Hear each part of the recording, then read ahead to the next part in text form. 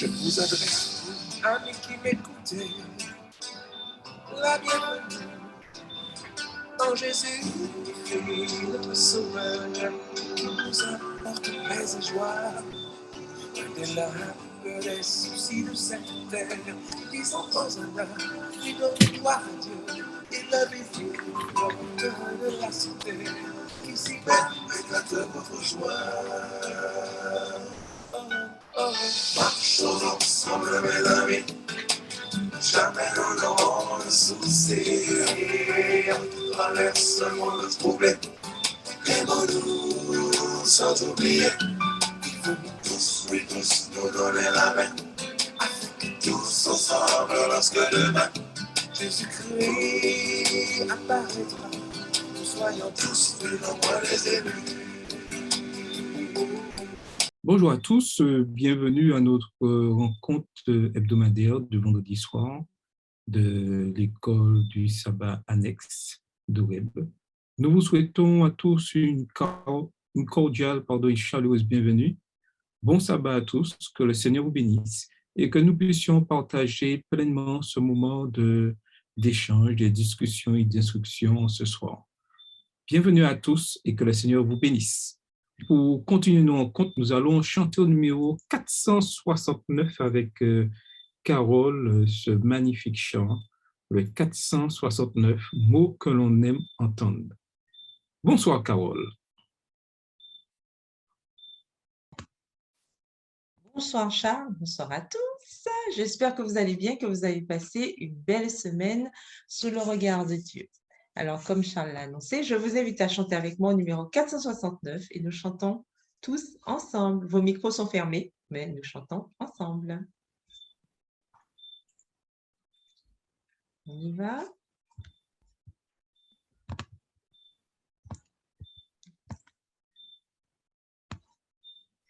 Mots que l'on aime entendre, plein de félicité, impérieux et tendre et par l'amour dicté, à travers la souffrance du monde et sa clameur. J'entends aux joies immenses l'appel de mon Sauveur. Viens, oh viens à moi, viens, oh viens à moi. Me triste hélas, sur moi repose-toi. Viens, oh viens à moi, viens. Oh, viens à moi, tandis que je passe, viens, oh, viens à moi. Trop souvent le mirage du monde me séduit, et ce je perds courage dans la profonde nuit. Mais mon Sauveur m'appelle et je viens confiant. Sur son cœur si fidèle, me jeter en pleurant. Viens, oh viens à moi, viens, oh viens à moi. Me triste lasse, sur moi repose-toi. Viens, oh viens à moi, viens, oh viens à moi. Tandis que je passe, viens, oh, viens à moi. Oh mon céleste Père, désormais loin de toi, ne permets plus que j'erre près de ton cœur, tiens-moi. Sois sans cesse mon guide dans le danger certain. Si ma route est aride, je veux saisir ta main. Viens,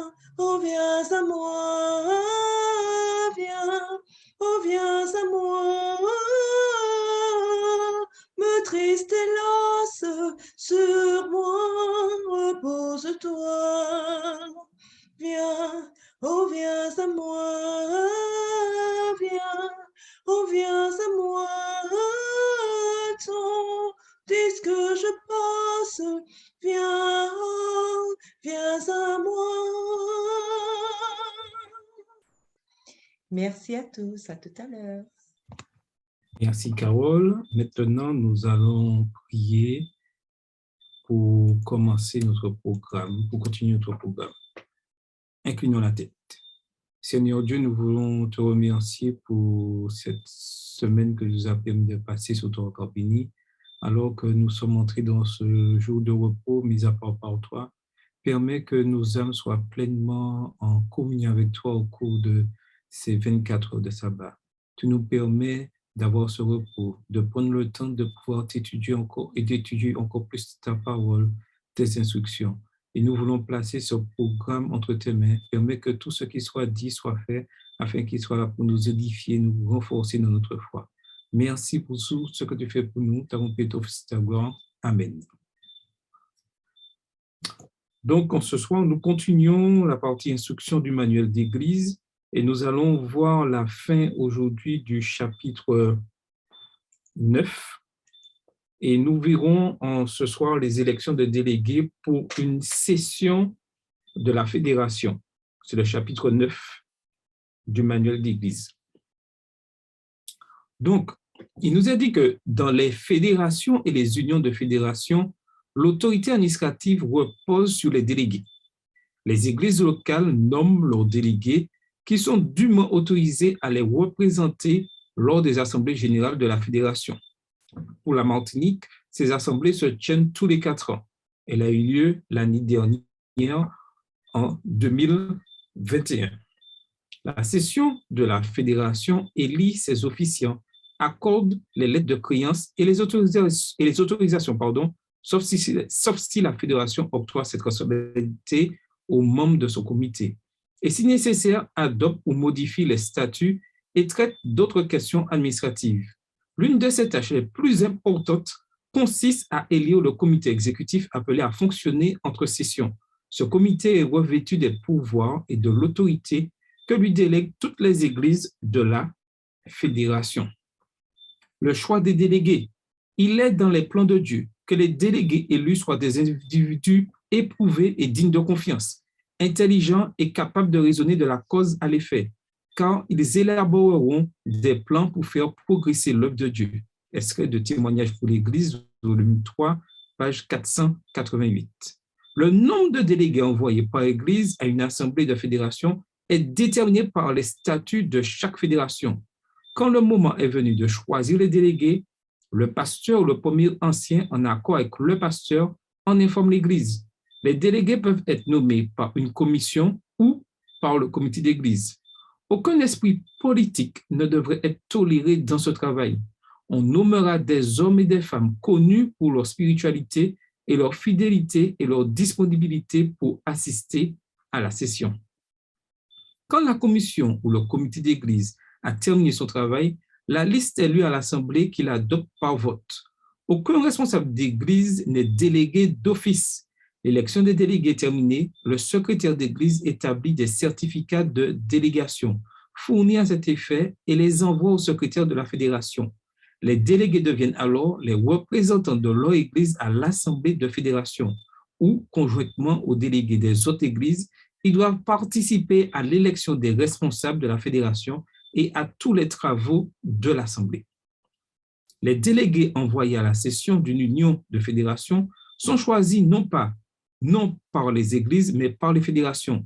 Les délégués envoyés à la session de la conférence générale sont choisis par les divisions et unions de fédération. Les délégués, tâches des délégués, les délégués envoyés à une session de la fédération ou à une assemblée constituante n'ont pas pour unique fonction de représenter les églises ou les fédérations qui les ont mandatés. Ils doivent aussi prendre en compte l'œuvre et le bien-être de l'Église mondiale. On ne saurait admettre que la délégation d'une église ou d'une fédération s'organise ou tente de se grouper pour diriger ou influencer les votes. Il n'est pas non plus admissible que les délégués d'une grande église ou d'une fédération prétendent dicter ou dominer les délibérations d'une session. Chaque délégué doit rester soumis aux directives du Saint-Esprit et exprimer son vote selon ses convictions personnelles. Tout membre officiant d'une église ou d'une fédération qui chercherait à contrôler le vote d'un groupe de délégués devrait être disqualifié pour remplir une telle fonction. Responsabilité des officiants de la fédération. Une église locale ne jouit d'aucune autorité en dehors de sa propre communauté. Elle se solidarise avec les autres églises de la fédération en déléguant aux officiants de la fédération et à son comité exécutif l'autorité et la responsabilité de poursuivre l'œuvre de la fédération entre deux sessions. Ces officiants sont responsables devant la fédération dans sa totalité et non devant une église particulière. Les membres du comité de la fédération sont nommés pour représenter l'œuvre sur tout le territoire de la fédération. Ils ne se limitent pas à représenter une église, un secteur ou une institution appartenant à la fédération. Chaque membre doit sentir reposer sur lui la responsabilité de favoriser tous les intérêts de l'œuvre dans toutes les régions du territoire et ne prendre de décision qu'après une analyse dans la prière. Les décisions et votes du comité ne doivent être dictés ou influencés par aucune église, aucun groupe, aucun individu. Et ça, c'est quelque chose de très important. De comprendre que les délégués sont nommés par l'Église et ne doivent être influencés par rien du tout. Donc, c'était en ce soir notre instruction du manuel d'Église. La semaine prochaine, si Dieu veut, nous entamerons un nouveau chapitre, les services religieux et les réunions de l'Église. En tout cas, bonne étude à tous, bonne continuation dans l'instruction. Maintenant, nous allons passer au bulletin missionnaire avec Carole.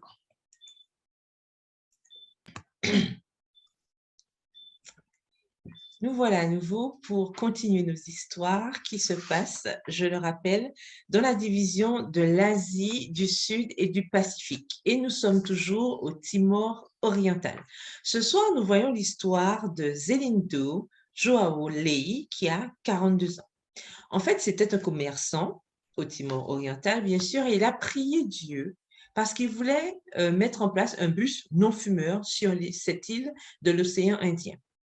Seigneur, dit-il, j'arrête de fumer, de boire et de manger des aliments impurs. Je ne vends pas de cigarettes, d'alcool, de café ou de thé. Mais les gens continuent de fumer et de boire. Aide-moi, je veux acheter un bus non fumeur pour que les gens puissent voyager sans fumer. Et ça, c'était la prière qu'il a adressée à Dieu. Zelindo a contacté sa sœur dans la ville indonésienne de Surabaya pour lui demander le prix d'un bus. Sa sœur lui a répondu que les bus coûtaient en général 35 000 $ américains, mais qu'elle avait trouvé un bus à vendre pour seulement 31 500 $. Zelindo a parlé avec enthousiasme à son frère Fernando du projet du bus. Et ce dernier lui a offert de contribuer à hauteur de 10 000 $ pour l'achat de ce bus. Zelindo, lui, devait faire une avance de 15 000 $ et il a transféré ce montant de son épargne. 3 mois plus tard, il a envoyé à nouveau 6 500 $. Il avait prévu d'utiliser les 10 000 $ promis par son frère pour rembourser le reste lorsque le bus serait arrivé à Dili, Dili qui est la capitale, je vous le rappelle, du Timor oriental. Un dimanche matin, Zelindo a reçu un appel téléphonique disant que le bus était effectivement arrivé au port et qu'il pouvait le récupérer dès le lendemain. Il devait apporter donc les 10 000 $ qui restaient. Il n'était pas inquiet puisque son frère lui avait promis l'argent. Et cette nuit-là, Zelindo et sa femme, ils étaient en train de compter donc le revenu de leur boutique de la semaine précédente. Habituellement, nous dit l'histoire, le montant est de 10 000 ou 13 000 $. Mais cette fois-ci, ils se rendent compte qu'ils ont 28 000 $. Surprise, ils n'ont pas compris. Ils se sont regardés, mais que se passe-t-il? Et le matin, Zélindo est allé voir son frère pour récupérer les fameux 10 000 $ qu'il avait promis. Mais Fernando, son frère, lui a dit, « Ah, je voulais t'appeler justement, mais j'ai oublié. Je voulais te dire que je ne peux pas t'aider pour les 10 000 $. » Mais Zélindo, bien sûr, a souri. Il était heureux parce qu'il réalisait que Dieu l'avait déjà aidé. Il avait assez d'argent de son magasin pour payer le bus. Quel miracle! Le bus, qui est nommé Salut, est maintenant bien connu à travers l'île et est particulièrement populaire auprès des femmes enceintes et aussi des mères avec leurs enfants. Il est donc non seulement interdit de fumer, mais on y joue de la musique d'adoration pendant tout le trajet à travers la ville. Et de ville en ville, les gens peuvent entendre cette belle musique. Et une grande inscription sur le côté du bus proclame le message des 3 anges d'Apocalypse, disant que Jésus revient bientôt. Les gens aiment le bus, nous dit Zélindo. Ils l'aiment parce que personne n'a le droit de fumer. Et même la police a approuvé ce bus. Un jour, un membre de l'église a appelé Zélindo de Bacao. C'est la 2e plus grande ville du Timor oriental, pour lui dire que la police était venue à la gare routière principale et avait dit au chauffeur, « Vous devriez être comme ce bus du salut.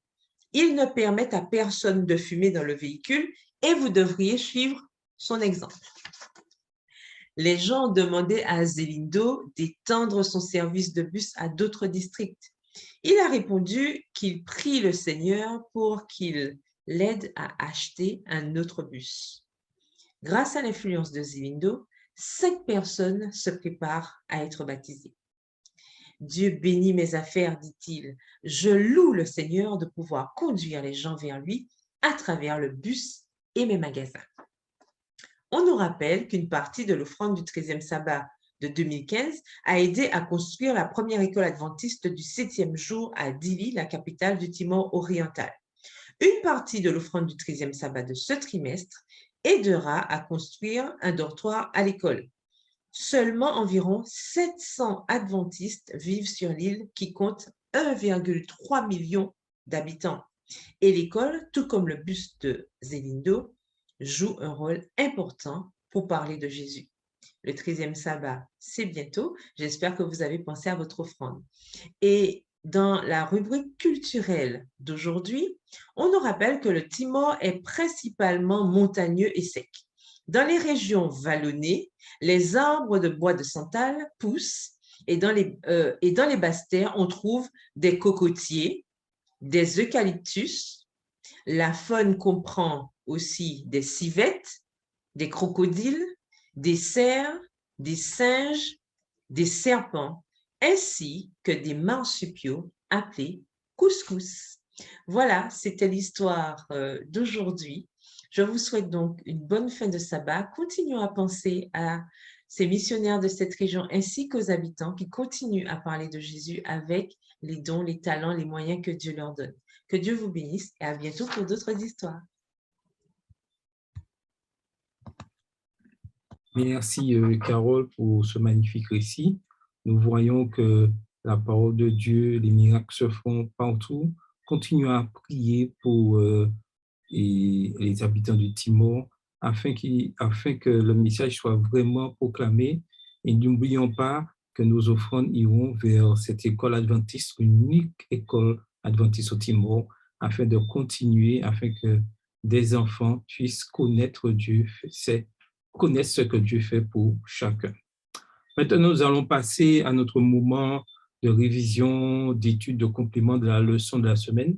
Cette semaine, nous sommes toujours dans le livre des Hébreux. Et cette semaine, nous avons vu la leçon numéro 8, Jésus, le médiateur de la nouvelle alliance. Jésus est le médiateur de la nouvelle alliance et nous devons pleinement lui faire confiance. L'ancienne alliance fut donnée sur la base de la prêtrise lévitique. Et ça, nous devons vraiment le comprendre, que la base de l'ancienne alliance, c'est la prêtrise lévitique. Dans le cadre de cet accord, Et on voit un peu l'histoire. Seuls les Lévites pouvaient jouer le rôle de médiateur entre Dieu et les Israélites. C'est la tribu seulement des Lévites qui avait l'autorisation de pouvoir jouer ce rôle. Aucun membre d'une autre tribu ne pouvait s'attribuer ce rôle, sinon il était mis à mort par Dieu. C'est Dieu qui avait institué cela et ceci devait être respecté. L'Épître aux Hébreux, cependant, parle de la manière dont Jésus a été nommé grand prêtre selon l'ordre de Melchisédek. En outre, Paul rappelle le fait que Jésus ne faisait pas partie de la tribu de Lévi. Hébreux 7, verset 14. Nous savons tous que Jésus ne faisait pas partie de cette tribu. Il était en effet de la tribu de Juda.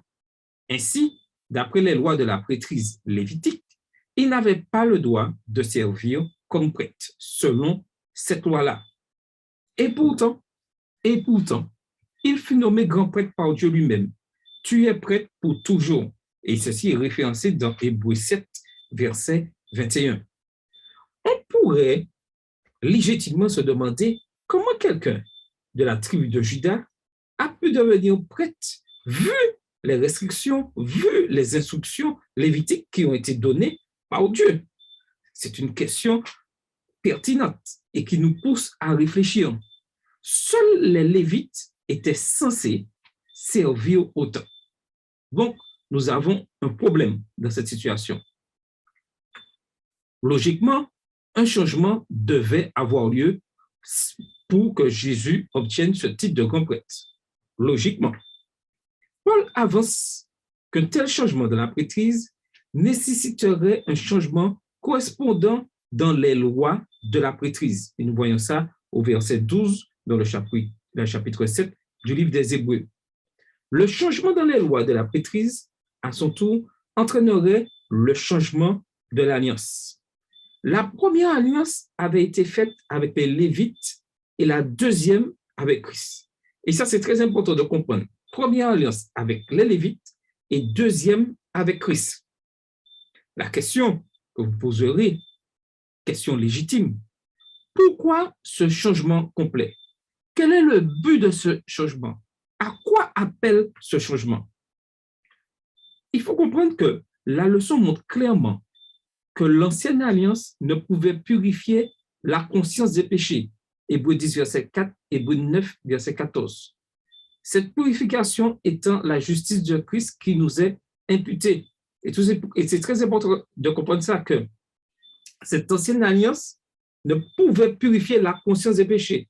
Certes, on demandait pardon, je m'excuse, mais la conscience du péché restait là. Cette purification, la justice de Christ seulement pouvait accomplir cela. Ces sacrifices d'animaux désignaient Christ, et il faut le reconnaître, c'est bien vrai. Mais le véritable agneau de Dieu est Christ qui enlève le péché du monde. Jean 1, verset 29. Avec cette nouvelle alliance vient également non seulement un arbitre, ensuite aussi un négociateur ou un témoin, mais un garant qui assure que les promesses de l'alliance seront tenues. À coup sûr, les promesses de l'alliance seront tenues. Enfin, dans cette nouvelle alliance, le peuple intériorisera les lois, car Dieu les écrira de lui-même dans le cœur. Hébreux 8, verset 10. À plusieurs reprises dans Hébreux 5, verset 6 à 10, Hébreux 6, verset 20, Christ est décrit comme un prêtre selon l'ordre de Melchisédek.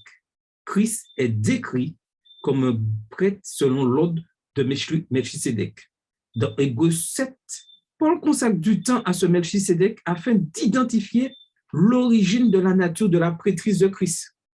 En même temps, il établit que la prêtrise de Christ est supérieure à la prêtrise lévitique. Il n'y a que 2 références à Melchisédek dans l'Ancien Testament. Genèse 14, verset 18 et Somme 110, verset 4. Hébreux résume le récit de la Genèse et établit que Melchisédek est un prêtre, Hébreux 7, verset 1, qu'il ressemble à Christ, verset 3 d'Hébreux 7, et qu'il est supérieur à Abraham, le verset 4 d'Hébreux 7. Le récit de la Genèse décrit la première guerre rapportée dans la Bible, qui met en scène Abraham, tandis qu'il poursuit les 4 rois envahisseurs qui avaient fait prisonnier son neveu Lot. Après avoir libéré les prisonniers, Abraham rentre chez lui. En chemin, Melchisédek, le roi prêtre de Salem, entre Jérusalem, rencontre Abraham avec du pain et du vin. Un détail qui n'est pas mentionné dans le récit d'Hébreu. Après avoir libéré le dernier, le premier bénit, le dernier donne la dîme au premier, Hébreu 7 et versets 1 et 2. Qu'est-ce qui rend Melchisédek supérieur à la prêtrise lévitique? Et ça, c'est pour mieux comprendre, il y a 3 choses comme nous allons le voir maintenant. Donc, il est important de comprendre le contexte des choses pour mieux comprendre ce rôle principal que Christ a aujourd'hui en tant que grand prêtre. Est-ce que Carole voudrait ajouter quelque chose? Non, pour l'instant, je crois que tu as bien résumé la situation, puisqu'on avait déjà effectivement évoqué le cas de Melchisédek, qui reste quand même une figure, enfin l'image de Jésus par rapport au fait que sa généalogie ne soit pas connue et surtout qu'on n'a pas vraiment de notion dans la Bible de sa fin. Donc, en quelque part, ça montre le côté éternel aussi de Jésus, donc de Dieu. Et je pense que c'est pour ça qu'il a cette image, d'accord? C'est bien une image, hein, puisqu'on n'a pas de notion de sa mort dans la Bible. Mais comme c'est un homme, on suppose bien sûr qu'il est mort, mais en tout cas, c'est une image bien choisie pour pouvoir faire cette analogie avec Jésus et son rôle de prêtre dans Hébreu. Donc maintenant, nous allons voir ces 3 choses. D'abord, Melchisédek est sans père, sans mère, sans généalogie. Il n'a ni commencement de jour, ni fin de vie. Et l'apôtre Paul le dit très bien dans le verset 3 d'Hébreux 7. Dans le monde gréco-romain, pour bien comprendre, être sans père signifiait être un enfant illégitime. Et aujourd'hui, ça existe encore, mais un peu moins, puisque la société a évolué. Mais il y a quelques années, quelqu'un sans père était quelqu'un illégitime. Donc, comprendre ça déjà est très important. Être sans mère signifiait que l'enfant était d'un statut social peu élevé. Dans le monde juif, cependant, être sans généalogie signifiait que la personne ne remplissait pas les conditions requises pour la prêtrise lévitique. Donc, Melchisédek était-il une figure divine comme certains l'ont conclu? Ça, c'est une question que beaucoup d'entre nous se sont posées et se posent encore aujourd'hui. Eh bien, la réponse est non. Il arrive de nulle part sur la scène, dans Genèse 14, et disparaît tout aussi rapidement, mais sans aucune mention de son milieu familial. Du fait que le récit de la Genèse ne nous parle pas de son père, ne nous parle pas de sa mère ou de sa généalogie, Paul emploie Melchisédek comme un parfait exemple de la nature éternelle de Christ. Ce fait est corroboré par la déclaration, n'ayant ni commencement de jour, ni fin de vie, mais assimilé au Fils de Dieu, demeure sacrificateur à perpétuité. Hébreux 7, verset 3. En outre, les Lévites sont de nouveau comparés à Melchisédek dans Hébreux 7, verset 8.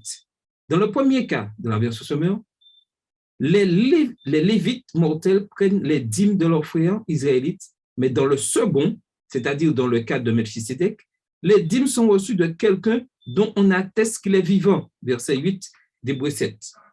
Ici, la mortalité des Lévites est comparée à l'absence de mention de la mort de Melchisédek qui se dans Genèse, le chapitre 14. Deuxième question que vous pouvez se poser. Melchisédek n'a-t-il pas connu la mort? Oui, il a connu cette mort. Mais parce que sa mort n'est pas rapportée dans la Bible, Paul voit en lui un exemple parfait de l'éternité de Christ. Et c'est ce que Carole disait tout à l'heure. Les auteurs anciens utilisaient cette omission comme principe d'écriture. C'est pour comprendre pourquoi sa mort n'est pas précisée. Le silence des Écritures sous un point donné était considéré comme une preuve que cet élément n'avait pas existé. No in Torah, no in mundo. Ce qui signifie ce qui n'est pas dans la loi est non existant dans le monde. Melchisédek arrive dans le récit sans ancêtre et il existe sans que l'on ait un récit de sa mort, ce qui renvoie à celui qui est éternel.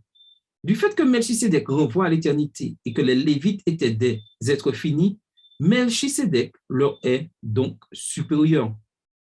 Maintenant, deuxièmement, Melchisédek est supérieur aux Lévites parce qu'il a béni Abraham, le patriarche qui décrit comme celui qui a reçu la promesse.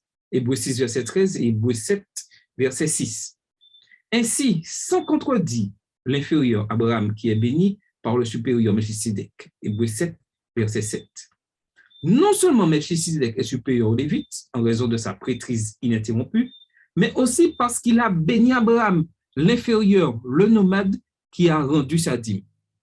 Troisièmement, Melchisédek est supérieur aux Lévites parce qu'Abraham, le patriarche, donna même la dîme du butin. Verset 4 d'Hébreux 7. En gros, on peut dire, l'arrière-petit-fils Lévi et ses descendants rendirent les dîmes à travers Abraham à ce prêtre de Dieu non lévitique, Melchisédek, Hébreux 7 et versets 9 et 10. L'absence de généalogie lévitique n'empêche pas Melchisédek de recevoir les dîmes d'Abraham. De la même manière, l'absence de généalogie lévitique ne peut empêcher Jésus de servir comme prêtre. La loi ordonnait aux Lévites de recevoir les dîmes de leurs frères israélites et à leur tour de rendre la dîme sur les dîmes reçues. Nombre 18, versets 21 à 26. Cette tradition est rappelée par Paul dans Hébreux 7, verset 5. Quelle est la logique de cet argument? La logique de cet argument devient donc évidente. Alors, Melchisédek est plus grand qu'Abraham. Par conséquent, il doit être plus grand que Lévi. Par extension, la prêtrise de Melchisédek est plus grande que celle de la prêtrise lévitique. Si tel est le cas, la prêtrise de Christ est supérieure à celle de tous les prêtres humains du sanctuaire terrestre ou du temps. Ainsi, il est appelé un prêtre pour toujours selon l'ordre de Melchisédek, Hébreux 7, verset 17. Pour résumer tout ceci, puisque c'est là, bien comprendre, Melchisédek est supérieur aux Lévites en raison de sa prêtrise continue. Il a béni Abraham, l'ancêtre des Lévites, et les Lévites rendirent la dîme à Melchisédek à travers Abraham. Compte tenu de ce que nous venons de dire, la prêtrise de Christ est supérieure à la prêtrise lévitique pour plusieurs raisons. Premièrement, Christ est devenu prêtre par la puissance d'une vie indestructible, Hébreux 7, 16, et non pas par les exigences légales aaroniques d'Exode 29. La prêtrise de Christ est intimement liée à qui il est. Et ça, c'est très important à comprendre. Oui, Christ est mort, mais il est aussi ressuscité. Maintenant, je vais demander à Carole, qu'est-ce que cela signifie pour nous que Christ soit mort et ensuite ressuscité?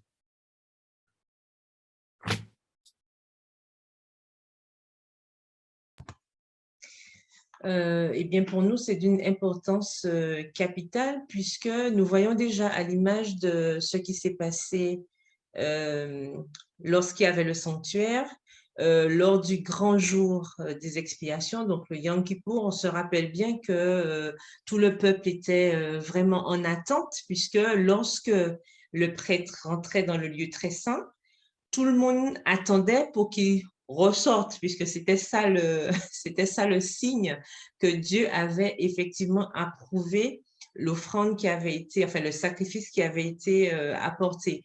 Donc c'est un petit peu ça aussi par rapport à Jésus, le fait qu'il soit ressuscité, c'est cette fameuse sortie justement du lieu très saint à l'image, hein. C'est-à-dire que c'est à ce moment-là en fait que que le plan de la rédemption a pris un nouveau tournant et qu'il a pu commencer son œuvre de souverain sacrificateur, c'est-à-dire ce lien, son rôle d'avocat auprès du Père pour pouvoir nous représenter. Donc, il était vraiment important que Christ ressuscite, parce que s'il était simplement mort, ça n'aurait pas suffi. Il fallait quelque chose de plus. En fait, c'est la résurrection qui est tout. Donc, il était important pour Jésus de ressusciter parce que c'est la résurrection qui a donné tort à Satan définitivement et qui a permis que le plan du salut puisse effectivement prendre cette nouvelle tournure pour permettre aux hommes d'être sauvés. OK. Est-ce que quelqu'un d'autre voudrait ajouter quelque chose ou une question? Et tout ce que Carole a dit est juste et précis. Mais je vais ajouter un complément pour encore mieux comprendre. Il faut comprendre qu'il a été élevé plus haut que les cieux. Hébreux 7, verset 26, c'est la version d'Arby qui utilise ce mot-là. Et il est désormais assis à la droite du trône de la majesté dans les cieux. Le verset 1 d'Hébreux 8. Où il peut sauver parfaitement ceux qui s'approchent de Dieu par lui. De plus, les prêtres lévitiques étaient nommés en fonction de l'hérédité. Aucun ne pouvait être prêtre à perpétuité parce que la mort les empêchait de rester en fonction. A contrario, Christ demeure pour toujours. Il possède un sacerdoce inaliénable, Hébreux 7, verset 24, et il est toujours vivant pour intercéder en leur faveur. Et ça, pour nous, aujourd'hui, c'est quelque chose de très important, de savoir que Christ est toujours là pour intercéder pour nous en notre faveur auprès de Dieu. Et ceci doit nous encourager continuellement à rester fidèles et à savoir que même si nous tombons, parce que nous sommes dans un monde de péché et nous avons tous des faiblesses, Christ sera toujours là pour nous tenir, pour nous relever, afin que nous soyons trouvés toujours justes aux yeux de Dieu. Mais la balle est dans notre camp. Sommes-nous prêts à toujours suivre les recommandations de Dieu? Sommes-nous prêts à nous laisser purifier? Sommes-nous prêts, lorsque nous commettons une erreur, à demander pardon, à pouvoir laisser le sang de Christ nous laver et avoir cette humilité d'aller au Christ et d'accepter son pardon, même si nous avons fait le pire des péchés? Christ n'attend qu'une chose, que nous décidions de venir à lui et de nous laisser, je dirais, modeler par son amour afin d'être trouvés justes aux yeux de Dieu. Et c'est quelque chose qui est à la portée de tous. Malheureusement, tous n'acceptent pas cette main tendue de Christ. Tous n'acceptent pas cette main tendue de Christ et hésitent.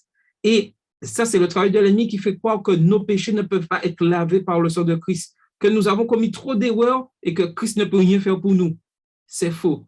Même le pire criminel, s'il décide de se repentir, Christ l'accepte sincèrement et lui pardonne pleinement son péché. Et ça, c'est le travail du Christ. C'est quelque chose que des fois, nous-mêmes n'avons pas à comprendre. Mais Christ, dès qu'une âme vient sincèrement s'humilier devant lui et demande pardon, Christ lui pardonne et il est lavé de son péché. Christ est décrit par Hébreux comme quelqu'un dont la fonction de prêtre est perpétuelle, qui peut sauver parfaitement et qui est toujours vivant. Pour faire simple, Christ est supérieur à la prêtrise lévitique, car il a l'immortalité en comparaison avec leur caractère éphémère. Alors, pour vous, est-ce que c'est une réalité? Est-ce que vous vivez pleinement que Christ peut pardonner? Christ est le seul chemin qui peut nous amener à Dieu. Alors, est-ce que quelqu'un voudrait dire quelque chose sur ce point-là ou partager, ou s'il y a une question, que nous puissions échanger ensemble et pouvoir discuter? S'il y a une question au niveau sur ce point-là. En tout cas, n'oublions pas que Christ est toujours là, prêt à nous aider. Est-ce que tu voudrais ajouter quelque chose, Carole?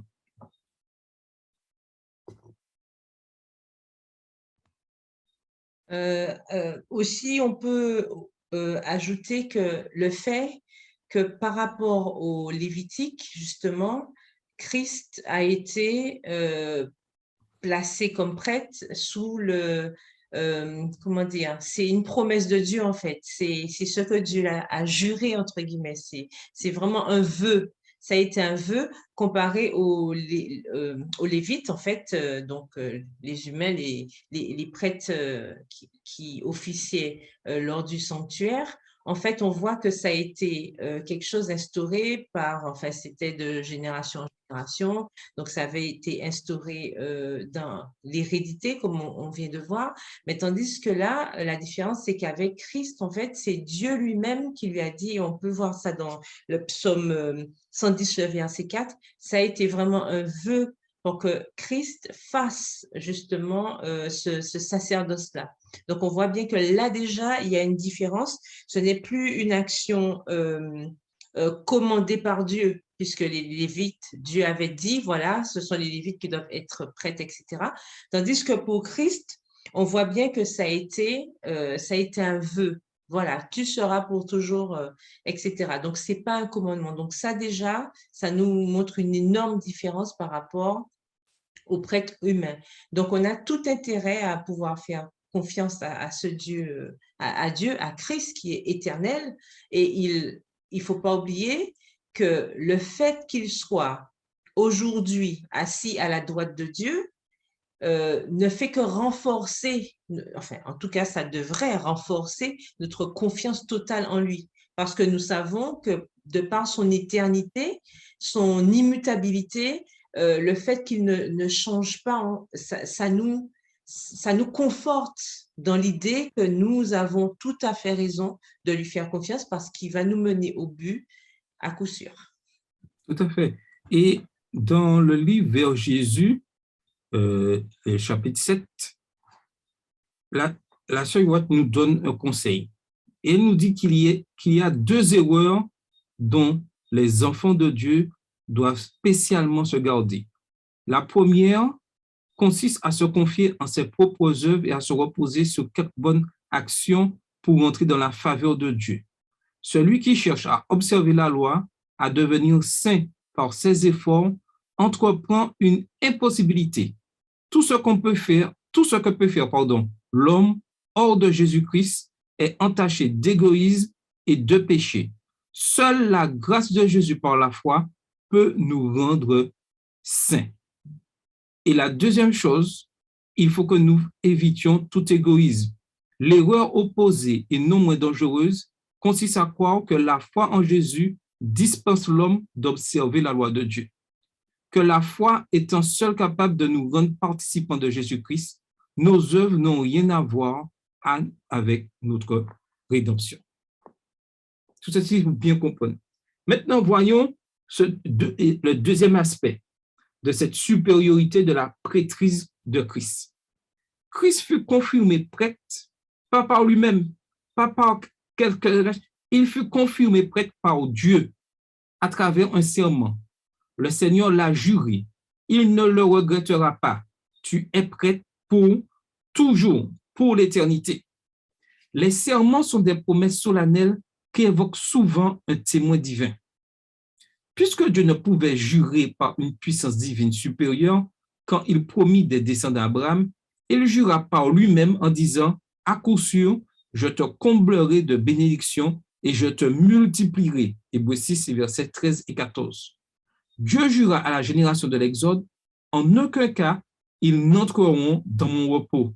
Hébreux 3, verset 11. Quand Dieu fait un serment, il le respecte. C'est pourquoi Jésus est devenu le garant d'une alliance supérieure. Verset 22 d'Hébreux 7. Les Lévites, de notre côté, deviennent prêtres sur ordre divin. Exode 28, verset 1. Et non par un serment. Est-ce que vous voyez la différence? Ainsi, Christ leur est supérieur. C'est ce serment que Dieu a fait qui rend Christ supérieur au rôle des Lévites que les Lévites avaient en tant que rôle de prêtre. C'était juste un ordre divin. Là, Dieu fait un serment avec Christ afin, le but est simple. Le but est que chaque être humain, que chaque homme, femme, puissent avoir cette possibilité d'obtenir le pardon de leurs péchés. Et ça, c'est quelque chose vraiment de magnifique, un amour inqualifiable. Pouvoir mettre ce plan en place pour sauver les hommes et femmes qui ont délibérément rejeté l'amour de Dieu. Mais Dieu envoie son Fils, fait ce serment parce qu'il veut que chaque être humain soit sauvé. Et c'est constamment répété dans ce serment, dans la leçon de cette semaine, que Jésus est ce médiateur. Enfin, Christ est supérieur à la prêtrise lévitique car il est moralement parfait. Et ça, c'est quelque chose qui doit nous encourager, nous donner de l'élan, de savoir que nous avons, on parle d'avocat, que nous avons un médiateur qui est dépourvu de tout défaut, qui est pur et qui prend sur nous, qui prend sur lui notre péché afin que nous soyons trouvés justes et purs devant Dieu. Alors, qu'est-ce que tu peux nous dire dessus, Carole, sur cette partie-là? En fait, comme on l'a vu tout à l'heure, lorsque les prêtres lorsqu'ils offraient les sacrifices, ils devaient eux aussi demander pardon pour leurs péchés.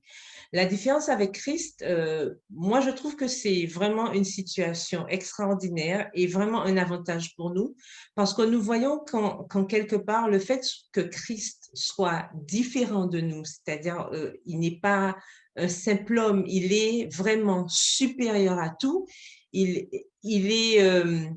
est la perfection même, et justement, de par cette perfection, rappelez-vous que lorsque les enfants d'Israël devaient offrir des sacrifices, il fallait bien regarder, est-ce que la bête n'avait pas ceci, cela, il fallait bien vérifier parce que l'Éternel attendait quelque chose de parfait. Et nous savons que rien n'est parfait dans ce monde, mais en tout cas, au mieux, il fallait bien vérifier qu'il n'y ait pas d'imperfection pour que le sacrifice soit rejeté. Et là, nous avons la chance d'avoir justement ce médiateur qui n'a pas à rougir parce qu'il n'a pas péché. Il est donc parfait en tout. Et nous avons vraiment cette certitude qu'il n'y aura aucun rejet de notre Père Céleste, puisque le sacrificateur qui nous représente, justement, n'a rien à se reprocher et n'aura jamais rien à se reprocher. Ce qui n'était pas le cas des prêtres humains. Et de par cet aspect des choses, nous avons tout intérêt à nous confier en ce Dieu-là qui nous permet, de par son sacerdoce pour nous, de changer nos cœurs. Parce qu'on l'a vu encore cette semaine où l'Éternel nous promet de mettre sa loi dans nos cœurs et de changer nos cœurs. C'est cette transformation dont nous avons besoin, justement, initiée par cette acceptation que nous avons de suivre Christ, puisque nous avons fait le choix de le suivre. À partir de là, nous devons le laisser nous transformer. Ce travail qu'il fait avec son Saint-Esprit, nous avons la certitude que lorsque nous allons à lui, que nous demandons pardon, que nous nous convertissons, que nous changeons nos voies, parce qu'il y a aussi cette réforme que nous devons faire pour pouvoir avancer, nous pouvons entièrement croire qu'effectivement nous sommes pardonnés, effectivement Christ fait ce travail en nous pour que nous soyons trouvés irrépréhensibles, irréprochables lorsque il reviendra nous chercher. Tout à fait. Mais on peut se poser juste une question, Carole.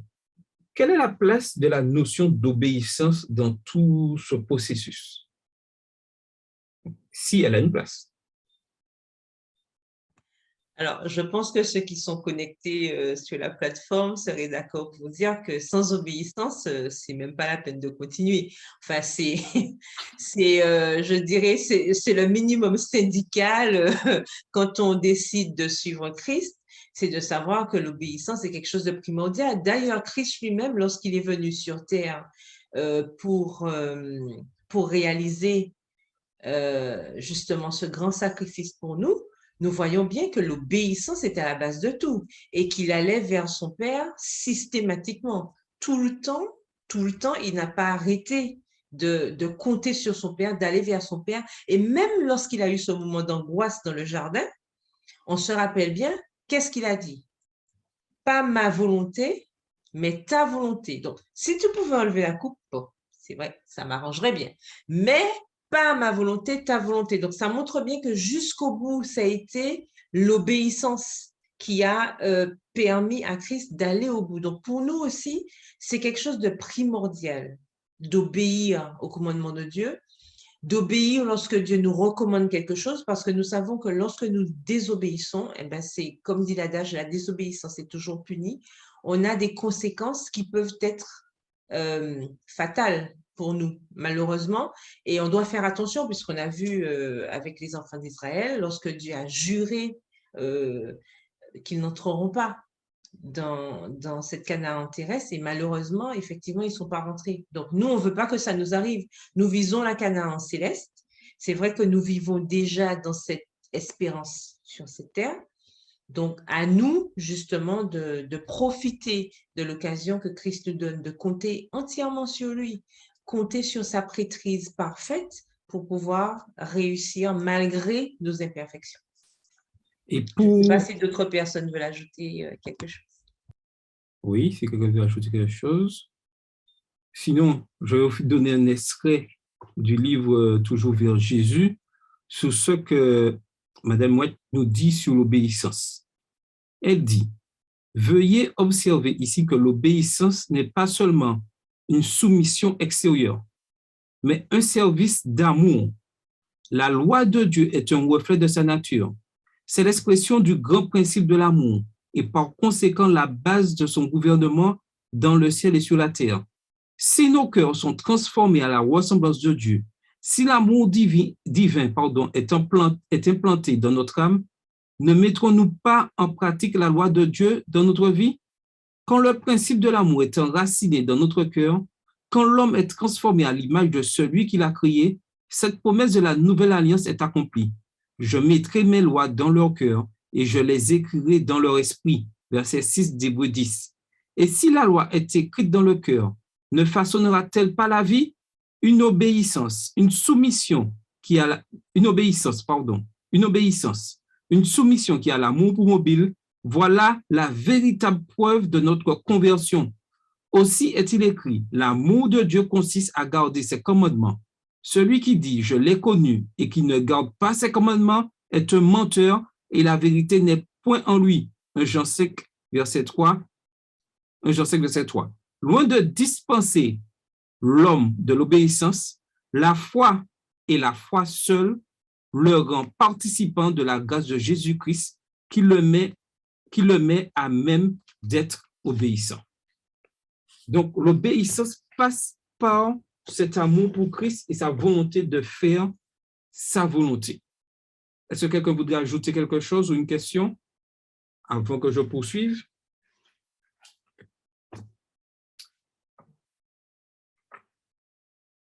Il est important de comprendre que les prêtres de la lignée d'Aaron faisaient des sacrifices quotidiens, mais qui étaient en définitive inefficaces. Et on parle dans des versets 1 à 4 d'Hébreux 10. Ils offraient d'abord un sacrifice pour leurs propres péchés parce qu'ils étaient pécheurs, avant d'offrir pour d'autres. A contrario, Christ s'est offert une fois pour toutes. Hébreux 7, verset 27. Un tel prêtre nous convient, car il est saint, il est innocent, il est sans souillure, il est séparé des pécheurs et il est élevé plus haut que les deux. Hébreux 7, verset 26. Tandis que ces termes sont quasiment synonymes, ils comportent toutefois quelques nuances. Christ était séparé moralement, innocent et non souillé par le péché. De tels attributs rendent Christ supérieur à la lignée aaronique de prêtres. En résumé, Christ est supérieur aux Lévites, car il est immortel. Il a été confirmé par un serment et il est moralement parfait. Alors, pour nous, qu'est-ce que cela représente vraiment? De savoir que Christ est supérieur aux Lévites, il est immortel, il a été confirmé par un serment et il est moralement parfait. Qu'est-ce que cela représente pour nous en tant que chrétiens, en tant qu'étudiants de la parole de Dieu, en tant qu'adventistes du 7e jour? qu'est-ce que cela représente que Christ possède tous ses attributs? Est-ce que tu peux nous éclairer dessus, Carole?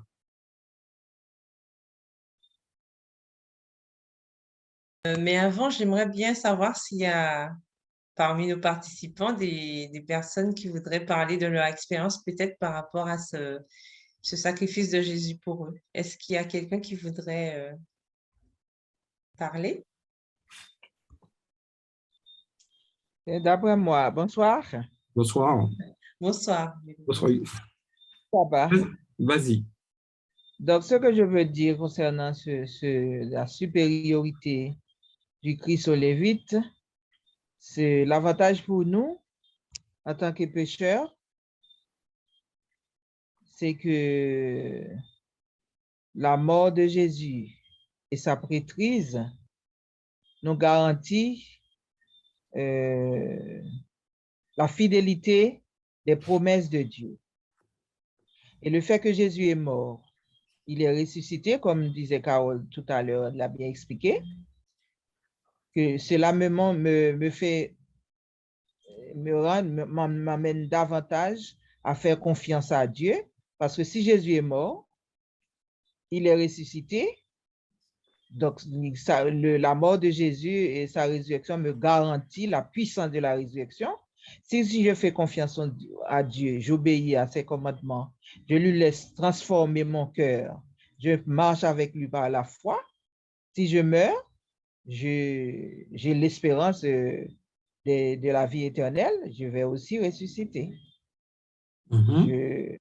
C'est ça que la supériorité, la prêtrise supérieure de Jésus-Christ aux Lévites nous garantit, un garantie pour chaque pécheur, et ça nous emmène, ça fortifie davantage notre foi. Tout à fait. Voilà, c'est sur ce point. OK. Quelqu'un voudrait-il ajouter quelque chose d'autre? Sinon, Carole, tu peux nous éclairer sur la fin? Oui, en fait, je suis entièrement d'accord avec ce que Yolette vient de dire. Effectivement, toutes ces garanties-là, en fait, nous permettent de savoir que toutes ces promesses que nous lisons ne sont pas vaines. Ce sont des choses qui vont se réaliser, même si ça nous semble peut-être lointain ou ça nous semble inconcevable, ou on a l'impression, on se pose peut-être la question, oui, mais à quand, à quand, à quand? On ne sait pas quand, mais on sait que ça va arriver. Et le fait qu'on sache que ça va arriver, normalement, c'est un soutien pour nous. C'est un soutien moral, c'est un soutien spirituel, c'est un soutien psychologique, parce que même lorsque nous passons par les moments les plus difficiles, parce qu'on ne va pas se leurrer, dans ce monde où nous vivons, vraiment, les choses sont compliquées. C'est difficile et parfois vraiment très difficile. Et on a l'impression que c'est vrai, il faut le dire, des fois on a l'impression que Dieu nous a oubliés parce que la souffrance parfois est telle, il y a des situations inconcevables, on se pose des questions, mais dans tout cela, nous devons nous rappeler que Dieu a fait une promesse. Et comme il avait promis que Christ allait venir, depuis la Genèse, Christ est venu cette première fois. Donc, il reviendra effectivement. Et il nous a promis qu'il allait être notre avocat. Si nous avons un problème, nous pouvons compter sur lui. Donc là aussi, nous avons cette assurance. Le fait de savoir que Christ est supérieur à toutes ces personnes qui ont existé avant, normalement, on doit demeurer dans le calme. C'est-à-dire qu'on ne doit pas craindre pour notre vie, on ne doit pas craindre pour notre salut, à partir du moment, soyons clairs là-dessus, que nous demandons pardon à Dieu, que nous nous soumettons à Dieu, comme nous le conseille Jacques. Je crois que c'est Jacques 4, le verset 7, qui nous dit « Soumettez-vous donc à Dieu, résistez au diable ». C'est important ça, de résister et il fuira loin de vous. Donc, on voit bien qu'il y a cette partie que nous devons faire. Nous pouvons faire confiance à Dieu aveuglément, mais il y a aussi cette partie que nous devons faire, c'est-à-dire résister à cette idée que peut-être c'est trop long, que Christ ne reviendra pas, parce que malheureusement, il y a des gens qui perdent espoir, parce que le poids de la difficulté est tel, mais de par ces promesses-là, sachant que Christ a déjà réalisé certaines choses, il est en phase de réaliser autre chose, nous avons tout intérêt à rester dans le camp des gagnants, parce que nous savons déjà qui a perdu et nous savons qui a gagné. Si nous sommes déjà dans le camp de celui qui a gagné, nous n'avons pas de raison d'aller dans le camp de celui qui a perdu. Donc, tout cela nous montre et nous conforte dans notre choix. Lorsque nous choisissons de suivre le Christ, nous disons fermement que nous avons compris qu'il a fait ce sacrifice pour nous, qu'aujourd'hui il est ressuscité et qu'il nous représente effectivement auprès du Père. Et lorsqu'il l'aura décidé, nous vivrons aussi avec lui si nous lui avons fait confiance jusqu'au bout par sa grâce, parce que nous savons que nous sommes sauvés par grâce et que c'est seulement notre foi qui nous permet d'avancer jour après jour. C'est vrai que les œuvres ne nous sauvent pas, mais il est vrai aussi que si nous avons cette foi que l'Éternel nous insuffle et nous enseigne, voilà, à travers sa parole, nous comprenons aussi que forcément nos actes, notre attitude, tout va découler de ce que nous apprenons chaque jour de notre Dieu, même si effectivement nous ne sommes pas parfaits, mais nous savons que notre Dieu nous aide chaque jour à avoir des attitudes, à avoir un comportement qui puisse lui ressembler. Donc, chaque fois que nous allons à Christ et que nous lui faisons confiance, en fait, nous ne faisons que lui prouver que nous sommes reconnaissants par rapport à ce sacrifice qu'il a fait pour nous. C'est important. Et j'ajouterais une chose. Toujours dans le livre de Jésus, nous sommes toujours au chapitre 7, et il nous est dit, un amour profond pour Jésus ne peut, ne peut pas prendre naissance dans un cœur qui n'a pas un vif sentiment de son péché. Si nous voulons vraiment connaître cet amour que Christ a pour nous et échanger avec lui, il est important que nous puissions prendre conscience de notre sentiment et du péché que nous avons commis. Si nous ne voyons pas notre difformité morale, nous avons la preuve indubitable que nous n'avons pas encore discerné la beauté et l'excellence de Jésus-Christ, dont le caractère fait l'admiration de l'âme transformée par la grâce. Moins nous trouverons de choses estimables en nous, plus nous comprendrons la pureté infinie et l'amour de notre Sauveur. La vue de notre nature pécheresse et de notre impuissance nous jette dans les bras de celui qui peut nous pardonner, et Jésus révèle sa force à l'âme qui le recherche dans le sentiment de sa faiblesse. Plus la conviction de notre misère nous pousse près de lui et de la parole de Dieu, plus haute est la vision que nous avons de son caractère et plus parfaitement nous réfléchissons son image. Donc, il est important de comprendre cette horreur du péché, que nous sommes rien, et nous sommes vraiment des pécheurs, et reconnaître que c'est seulement par le sang de Jésus-Christ que nous pouvons être purifiés. Et ça, c'est ce qui rend vraiment la beauté, je dirais, du sacerdoce de Christ vis-à-vis de nous qui sommes des pécheurs continuels, mais qui, par le sang de Jésus-Christ, sont purifiés constamment. Est-ce que quelqu'un voudrait ajouter quelque chose avant que je continue?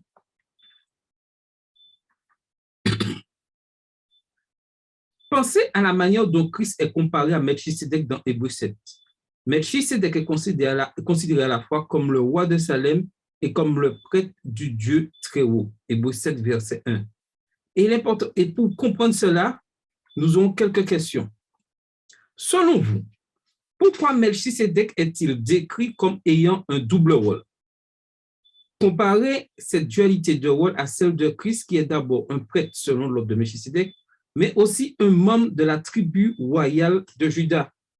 Et comme nous l'avons vu, Christ venait de la tribu de Juda, et les rois d'Israël venaient de cette tribu. Donc, cette dualité de rôle montre que Christ possède pleinement cette possibilité, je dirais, ce sacerdoce de pouvoir accepter notre pardon, notre demande de pardon, afin que nous soyons toujours trouvés justes devant Dieu. Oui, Carole, tu veux dire quelque chose? Oui, je voulais ajouter, alors, dans Genèse 49, le verset 10, on lit ceci. Non, tout ça pour montrer qu'en fait, la Bible, vraiment, tout est lié. C'est vraiment extraordinaire puisque ce rôle-là de Christ qui venait pour vraiment supplanter tout ce qui avait été mis en place avait déjà été annoncé. Dans Genèse 49, verset 10, on lit ceci. Le sceptre ne s'éloignera point de Juda. Nous savons que le sceptre, en fait, représente le roi. C'est seul le roi, donc le dirigeant qui avait le sceptre. Donc le sceptre ne s'éloignera point de Juda, ni le bâton souverain d'entre ses pieds, jusqu'à ce que vienne le Shiloh. Et le Shiloh, en fait, ça correspond au Messie. Jusqu'à ce que vienne le Shiloh et que les peuples lui obéissent. Donc nous voyons bien que dans ce verset, déjà, on annonçait que Christ allait venir et qu'il aurait ce rôle justement de grand chef, de grand médiateur pour permettre au peuple d'avoir les yeux fixés sur lui. Donc, nous voyons bien que rien n'a été fait au hasard et que tout avait été prévu. Carole, peux-tu me rappeler la référence, s'il te plaît? Genèse 49, verset? Genèse 49, le verset 10. Okay, Genèse merci. 49, verset 10. D'accord, merci. J'ai une petite question d'ordre pratique. De quelle manière considériez-vous le péché si chaque fois que vous transgressiez, cela vous coûtait un agneau ou un taureau, selon votre statut social?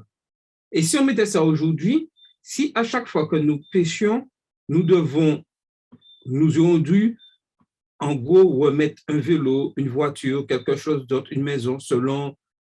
Comment auriez-vous vécu cela aujourd'hui? Question très paradoxale. Alors, Carole, comment nous avons vécu ça aujourd'hui selon toi?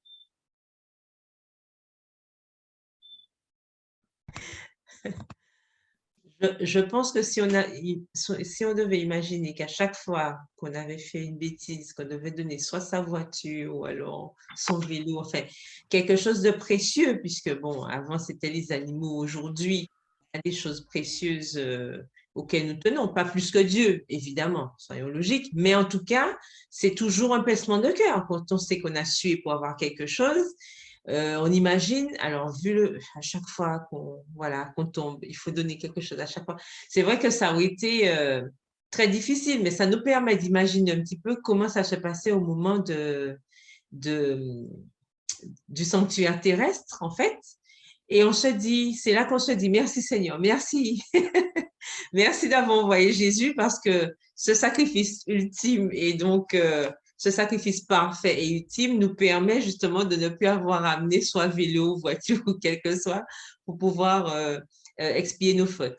Mais c'est vrai que quand on imagine cela, on se dit que ça devait être quelque chose de vraiment poignant à l'époque, d'emmener à chaque fois comme ça, soit un agneau, un taureau. Vraiment, ça devait être difficile. Donc, on a vraiment, on a tout vraiment pour rendre gloire à Dieu, pour ce qu'il a fait pour nous et pour profiter de cette chance qu'il nous donne de pouvoir simplement venir à lui. Peut-être qu'on trouve ça trop facile. Parfois, on veut chercher des choses compliquées. On se rappelle de l'histoire de Naaman. On lui demandait simplement de se plonger 7 fois dans le Jourdain et pourtant, bon, il avait trouvé ça trop facile. Et parfois, peut-être qu'on trouve que le salut est trop facile. Or, Dieu avait déjà tout prévu. Il avait déjà tout prévu. Et ce qu'il nous demande, c'est simplement de dire oui, d'accepter ce qu'il nous propose, d'accepter ce cadeau. C'est tout, sans se poser de questions. De toute façon, on ne peut rien faire sans lui. On ne pourra pas se sauver sans Dieu, sans Christ en tout cas, sans accepter ce sacrifice. Donc, tout ce qu'il nous demande de faire, c'est de lui faire confiance. C'est quelque chose de facile et de compliqué à la fois. Pourquoi? Parce qu'en tant qu'être humain, c'est vrai qu'on veut toujours mettre notre grain de sel. Et puis, on a du mal à rentrer dans ce qu'on ne comprend pas. Il faut toujours nous expliquer par A plus B. Il faut qu'on ait tous les détails du dernier plan. Et voilà, il faut qu'on ait tout pour comprendre. Sauf que là, l'Éternel nous demande simplement de nous jeter dans ses bras sans filet, quoi. Et on n'a pas besoin d'explication. Il nous demande de lui faire confiance. Donc, c'est à ça qu'on doit travailler. C'est dans ce domaine qu'on doit vraiment s'améliorer, c'est-à-dire pouvoir faire confiance à Dieu et croire tout simplement que ce qu'il a dit arrivera, que ce qu'il dit est vrai. Et ainsi, on verra que même face aux complications que nous avons, on développe cette aptitude à nous confier en lui, à vraiment ne pas prendre les choses trop à cœur pour ne pas justement être énervé contre Dieu. Je m'explique, c'est-à-dire qu'on a toujours l'impression qu'il ne nous entend pas, qu'il prend trop de temps à nous répondre, qu'il ne sait pas ce qu'on ressent, mais c'est faux. La Bible nous dit justement qu'il a passé tout ce qu'on a passé, il sait ce que nous ressentons, il est omniscient, omnipotent, il sait tout. Donc, il ne faut pas qu'on ait l'impression qu'on va lui donner des leçons, ce n'est pas possible. Il nous suffit simplement de faire confiance à notre Dieu. C'est ça, en fait. Et si c'est ça qui est compliqué, c'est sur ça que nous devons travailler parce que c'est ça qui va nous permettre d'arriver là où nous devons aller, dans cette Canaan céleste. C'est cette foi que nous aurons tout simplement, durant notre vie, notre parcours avec Dieu, croire en ce sacrifice et justement travailler à ce que ce sacrifice prenne sens dans notre vie, dans notre manière de faire, dans notre manière de parler, dans nos actions, dans le témoignage que nous portons aussi par rapport à l'expérience que nous faisons avec Dieu. Tout ça, ça rentre en compte et ça ne fait que conforter cette comment dire ça, cette volonté, voilà, cette volonté que nous avons de faire comprendre aux autres. Voilà ce que Jésus a fait pour nous. Voilà ce qu'il prévoit de faire. Voilà ce qu'il fait en ce moment. Et nous avons tout intérêt à aller dans ce sens-là. OK. Donc, nous arrivons à la fin de notre rencontre. Et voici quelques questions qui nous permettront de vraiment comprendre le message qui nous était destiné au cours de cette semaine. L'assurance que Christ ressuscité officie pour moi comme grand prêtre devant Dieu change-t-elle quelque chose à ma vie quotidienne? En quoi cela se manifeste-t-il concrètement? Et je dirais qu'il doit avoir ce changement dans nos vies quotidiennes. Et cela doit se voir. Je ne peux pas dire que j'ai cette assurance que Christ est ressuscité et vivre comme je le vivais quand j'étais dans le péché. Ce n'est pas possible. Il faut qu'il y ait ce changement. Et il faut que ce changement soit chaque jour régulier, chaque jour dans ma vie. Il faut qu'on voit qu'il y ait ce changement au fur et à mesure. Et se manifeste, c'est-à-dire que ça se voit. Si j'avais l'habitude de parler, entre guillemets, grossièrement, il faut qu'on voit au fur et à mesure que mon langage change. Je ne peux pas avoir cette assurance que Christ est ressuscité et garder toujours les mauvaises habitudes. Et comme on aime dire chez nous, comme ça, c'est comme ça que je suis. Cette phrase, c'est comme ça que je suis, ne devrait plus exister lorsque j'ai compris et le rôle que Christ officie comme grand prêtre. Et cette intercession est très importante de savoir que Christ intercède pour nous parce que nous ne méritons pas d'être sauvés. C'est la mort qui nous attendait.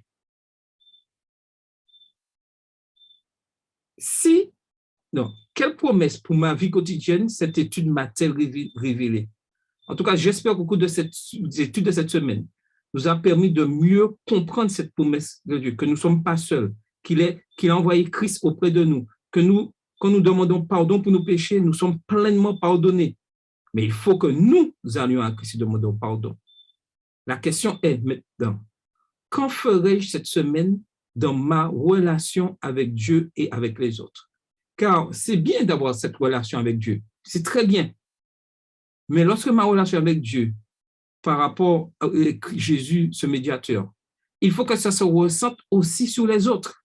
Je ne suis pas seul dans mon petit coin là avec Dieu et puis c'est bon comme ça. Non. L'amour que Christ m'a apporté, le pardon que Christ m'a apporté, il faut que je puisse aussi apporter. Automatiquement, j'apporte ce pardon à mes frères et sœurs, à ceux qui m'entourent, mon voisinage. Ce pardon est accordé.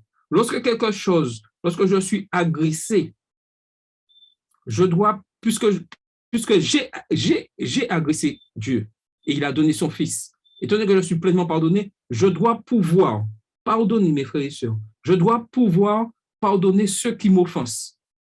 Et ça, c'est ce travail quotidien par l'étude de la parole de Dieu. Et cette semaine, lorsque j'ai compris que Jésus est le médiateur de la nouvelle alliance, je dois pouvoir changer, avoir une autre vie et pouvoir apaiser les problèmes. Parce qu'il y en aura toujours. Mais être celui, puisque Christ a été ce médiateur, je dois pouvoir lui ressembler dans ma vie chaque jour, dans mes relations avec mes frères et sœurs. Et s'il y a une leçon à tirer de cette semaine, c'est ça. Cette médiation que Christ, ce lien, ce rapprochement que Christ permet d'avoir entre Dieu et moi, cet amour de Christ doit me permettre aussi de me rapprocher de mes frères et sœurs avec qui peut-être j'ai des difficultés, mais pouvoir vivre ensemble.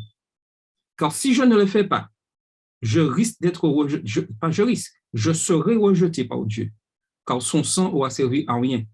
Il faut que nous puissions passer à la phase pratique. Nous sommes malheureusement souvent très théoriques,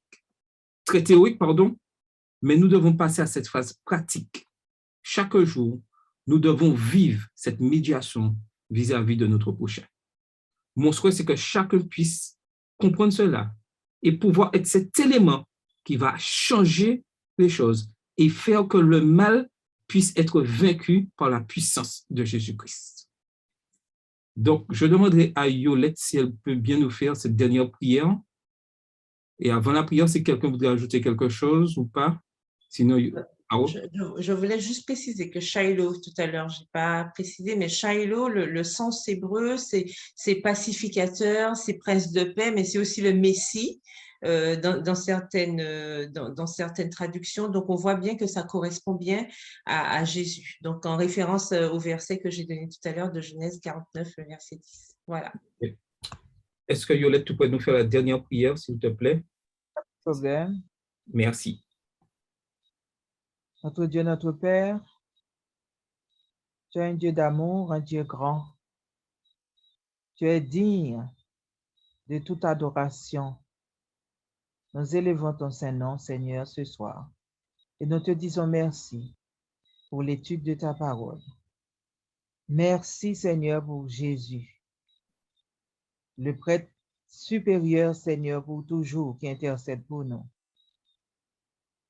Malheureusement, Seigneur, à cause du péché, nous avons toujours le cœur entêté comme l'expérience de ton peuple dans le passé. Tu fais tout, Seigneur, pour nous soulager. Mais, Seigneur, nous n'avons pas toujours une vie d'obéissance et de soumission. C'est toi qui nous dis dans ta parole, demandez et tu nous donneras. Et si nous demandons avec foi, nous devons avoir l'assurance que nous l'avons déjà.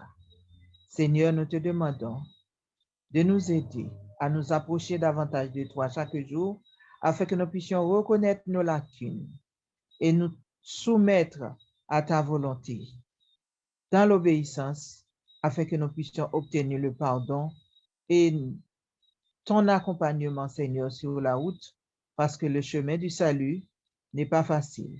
Mais avec toi qui combat pour nous, qui intercède pour nous, nous avons l'assurance que tu ne vas pas nous lâcher en chemin, parce que tu nous as promis de ne jamais nous abandonner.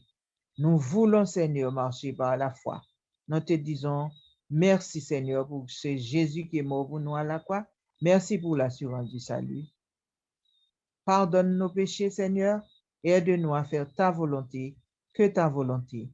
Bénis-nous dans tes heures du sabbat, que nous puissions reconnaître davantage combien tu es bon, combien tu es grand, combien tu es un Dieu fidèle. Merci pour tout, Seigneur. Nous ne sommes pas dignes, mais nous te prions au nom de Jésus et pour ta gloire. Amen. Amen. La semaine prochaine, si Dieu veut, nous verrons Jésus, le sacrifice parfait. Bon sabbat à tous et que le Seigneur vous bénisse.